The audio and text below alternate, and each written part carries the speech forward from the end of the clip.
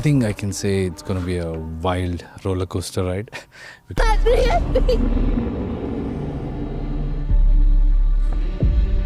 Toxic, the world behind the story. India became independent in 1947, but somewhere on the western coast, a part of India was still under the Portuguese control, and that world was about to become a perfect playground for a power, money, and violence. Because this wasn't just an era of freedom struggle, it was also an era of business, ports, ships, trade, money. And wherever there is only money, Daddy's home. So it's based in a gangster backdrop. So it's a very interesting period what we have chosen. In India, we got independence in 1947, but state of India was still under Portuguese control till 1961. So the story is set in that era. there is always be someone willing to kill or die for it. Yash himself has given us a glimpse of this world and India where Portuguese and Indians lived together, where ports became center of the trade, where business were growing and somewhere fights for the power could turn a small businessman into a king and a king into a gangster. And then comes the most dangerous ingredient, greed. Because when greed enters the game, business stops being business. It becomes a war, and when that war reaches the streets, you don't settle it with the words, you settle it with guns. Tommy guns, vintage cars, dark street, and men fighting for the control of an empire.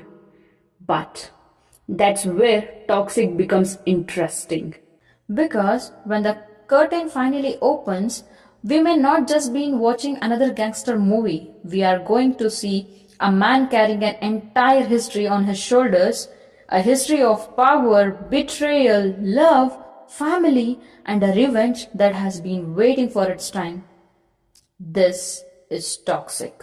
And now, the real question is, how far will a man go to control an empire?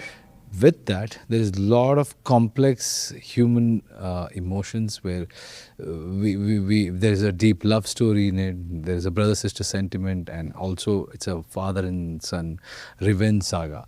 Yash and Kiara Advani bringing intensity to the relationship, but honestly, the emotional connection may not work equally for everyone. Yash is back, but this time he is darker, rawer, and more violent. Let's start with the film's biggest strength, production. The sets, the production designs, the visuals, the costume, and the action, everything feels massive.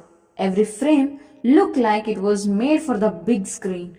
And then comes Yash, his screen presence, his attitude, his action.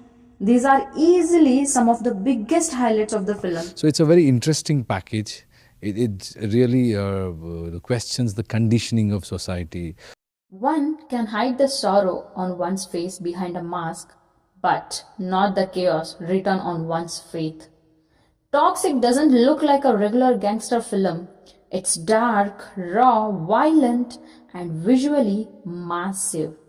Directed by Geetu Mohandas, Toxic brings together a completely different filmmaking style with the larger-than-life presence of Yash. The cinematography, the production designs, the action, costumes, editing, and the sound and BGMs, every frame feels carefully designed to create a world that looks vintage and stylish, but at the same time dangerous and unpredictable. And then look at the cast. Yash, Nayanthara, Kiara Advani, Rukmini Vasanta, along with a massive supporting cast, it only gives us a glimpses and leave us with the questions, and honestly, that's what makes Toxic interesting.